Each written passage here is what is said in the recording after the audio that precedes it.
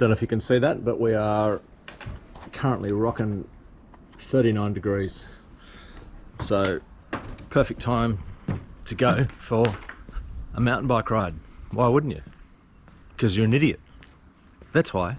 So why go for a bike ride today when it's 39 degrees? And it's because it's the 12-month anniversary since I installed my Zoom dropper post. And basically I do this, I should do it every ride, but basically just a tiny bit of silicone spray. Now you'll see that I've got a cover on the rotor so I don't get any overspray on the rotor. You don't want silicone on your rotor. And on the front shafts as well, so arriba, bajo.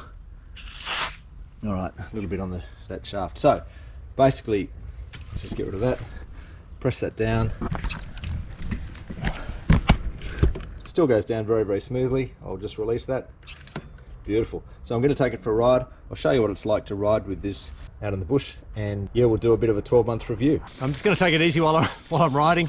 It's stupid enough being out here at 39 degrees, but it's always the way that as soon as you're out here, you're glad you came.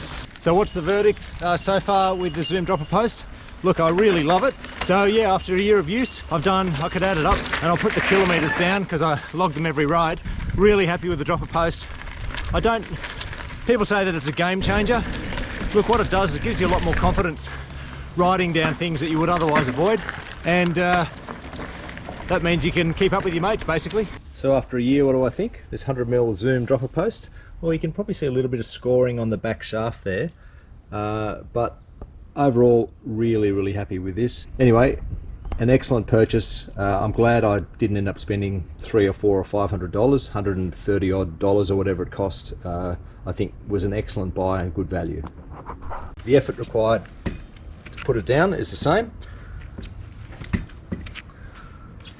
A really good product. It took a little while to install, and look, it does look a little bit ugly being an external routed cable, but basically there's not much you can do about that. As I said in the install video, there was a bit of a stuff around. You can see that moves there.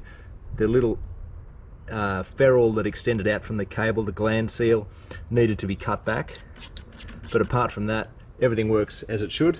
No problems, no maintenance apart from the occasional silicone spray on the shaft. Well done.